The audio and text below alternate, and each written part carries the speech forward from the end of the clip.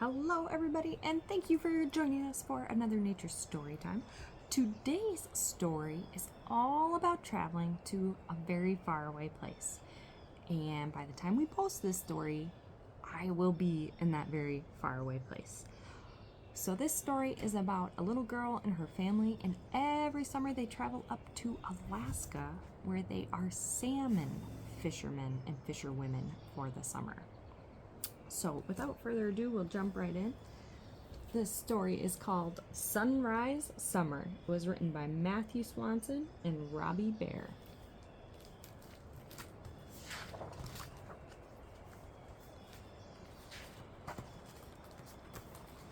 It's summer again, my favorite time of year.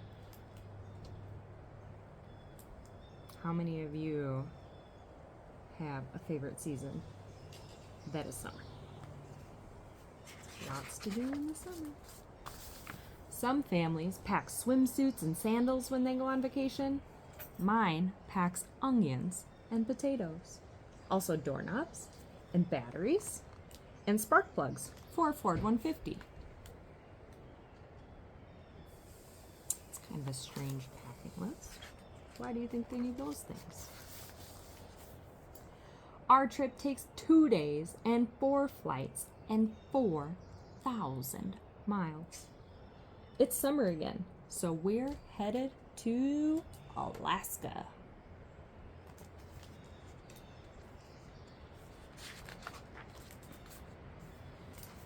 Some beaches have boardwalks and lifeguards and smooth white sand.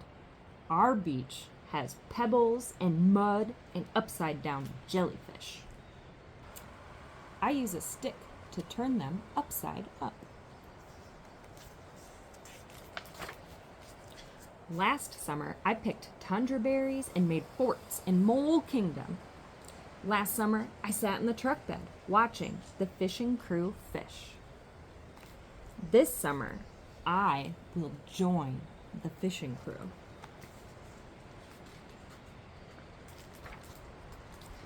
While my brothers chase lemmings on the tundra and leap from rusted truck beds on the bluff and search for agates at the waterline, I will help twist 6-foot anchor poles into the sand. I will drag endless ropes through knee-deep mud. I will fetch water from the spring at Coffee Point.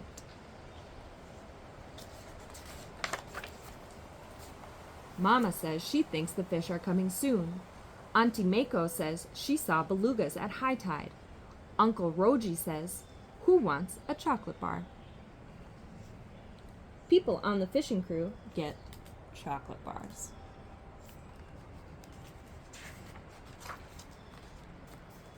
Mama and I catch a ride across the river to check the mail in Egegik. Not sure I said that right. 106 people live there in the winter, when the fish are out to sea and it's only light 3 hours a day.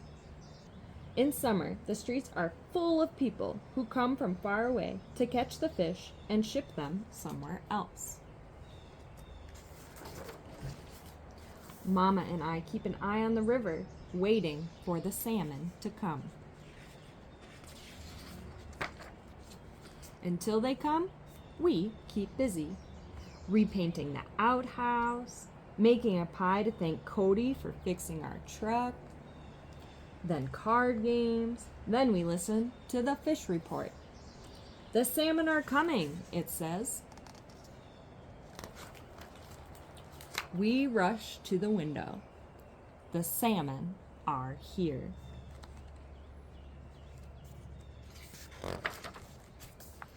Mama and I keep an eye on the moon.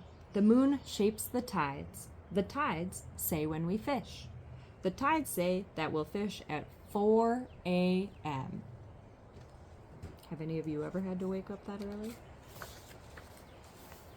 But the alarm goes off at 2:30 a.m. But my brothers keep on sleeping. Breakfast is hot chocolate and cold curry rice. The fishing crew wears rubber waders and special gloves that come up past our elbows, and woolly hats, even though it's June. it's still pretty cold all the way up there in Alaska. We keep an eye out for grizzlies who sleep all day and prowl the beach at night. They also want some salmon. We start by stacking the nets. It's raining, but we don't even notice. We like it when the wind whips. We don't get nervous when the waves are high.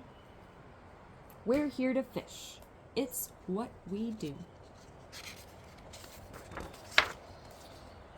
At 4 a.m. sharp, Auntie Mako gives the signal. Uncle Roji pulls his raft into the waves. Mama drives the truck, which drags the net into the water. My job is tying the net to the rope. I've practiced and practiced the knot. But the tide is strong and pulling hard.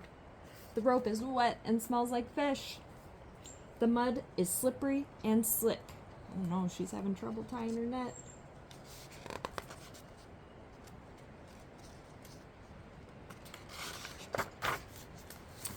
That's why there is a fishing crew. They can all help out and work together. They can do it. The net fills up with fish. We pick the salmon out by hand. They're heavy and they're slimy, and I need both hands to throw them in the tote. I drive them to the buyer, and no one says I shouldn't or I can't. The rules are different here, just like everything else. Mama and I eat cold spaghetti on the bluff while rain blows sideways up our noses. It's what we do. Some people never get to see the sunrise over Bristol Bay. Some people don't get a second chance to tie their first knot. Some people never get to join the fishing crew. Those people are not me.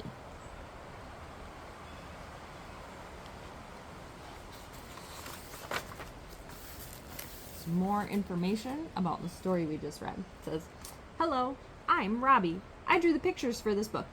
My husband Matthew wrote the words. Our children, Alden, Cato, August, and Jasper, are the kids you met in this book. When I was 2, that's her. My parents bought a piece of land in a place called Coffee Point, a bump in the tundra at the mouth of the Egegik River, as part of a commercial salmon fishing venture. They had never fished before. They had never even been to Alaska, but they were looking for adventure and a fun way for our family to spend the summer together. They got plenty of both. Our part of Alaska is very remote. No road leads to Coffee Point. To get there, we fly in a jet from Anchorage to King Salmon, and then charter a tiny bush plane across the tundra to the beach in front of our cabin. There are no stores at Coffee Point, which is why we bring fresh fruit and vegetables with us. Anything that won't fit in our coolers has to be shipped on a barge from Seattle. There are no paved roads to Coffee Point, no public water, no electric grid. The beach is our highway. We use an empty jug and a plastic tube to collect fresh water from a spring. We gather power from the wind and the sun. We have to be resourceful and creative in solving any problems we run into." She's saying, there's a hole in the truck's engine. The four-wheeler won't start. There's a porcupine in the garage, and it pooped all over everything. And the porcupine's saying, sorry, not sorry. We also ask for help when we need it, which is all the time. I'll just patch it with fiberglass. Here's how you clean a carburetor. Trap it in the garbage can and drive it out into the tundra and make sure to leave it in a patch of bushes.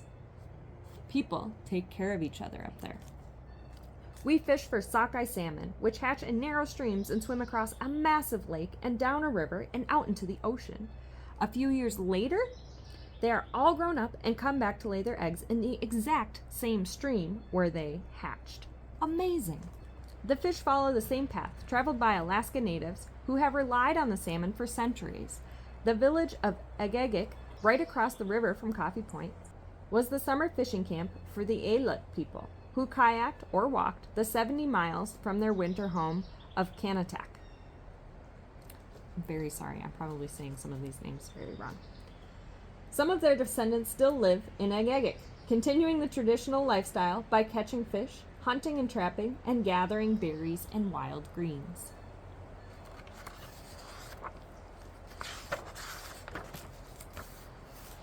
Alaska natives still catch, dry, smoke, and freeze as many salmon as they need for eating over the winter. But most of the fishermen, including us, are catching fish to sell as a business. The salmon are a precious and valuable natural resource. In order to keep the river system from being overfished, people are not allowed to catch salmon without a special permit. We have 3.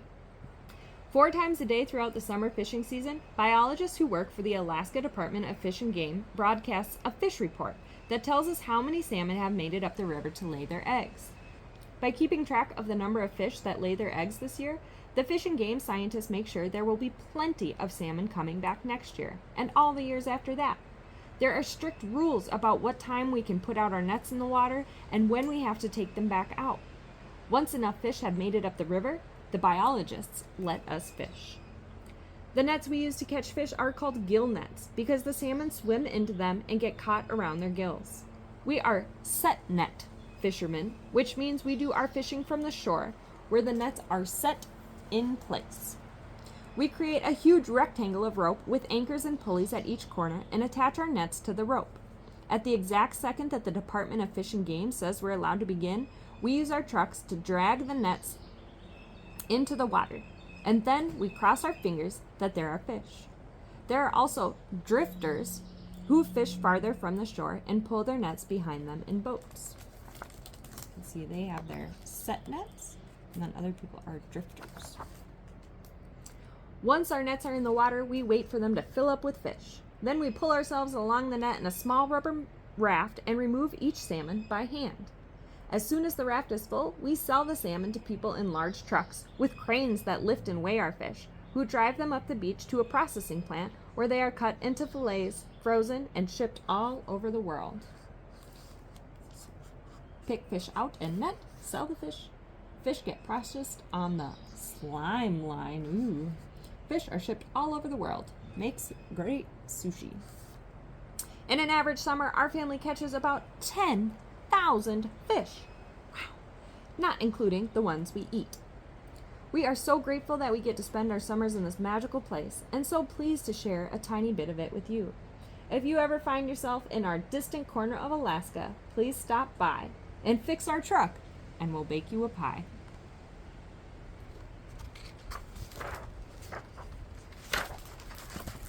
The end. It's kind of a fun summer story about this family that travels to Alaska to fish. Maybe some of you fish a little closer to home and catch fewer than 10,000 fish a summer, but it's a great time to get outside and try your hand at fishing.